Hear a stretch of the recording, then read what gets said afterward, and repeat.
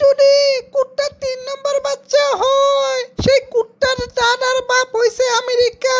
সেই আমেরিকায় তালেবানদের সাথে পারে নাই, যারা কিনা স্যান্ডেলও পিনবে না।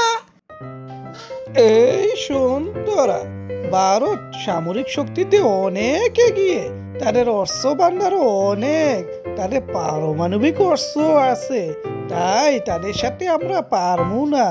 যাদের শক্তি আছে, জোর আছে, তাদেরই সব, বুঝতে পারছিস?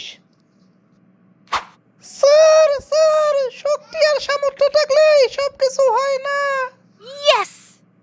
এই বেটা, এই শক্তি সামর্থ্য ছাড়া কিছু হয় রে? শক্তি যার সব তার। স্যার স্যার, শক্তি যদি সবকিছু হইতো, তাহলে আমেরিকা আফগানিস্তান থেকে ল্যাংট হইয়া দৌড় দিত না।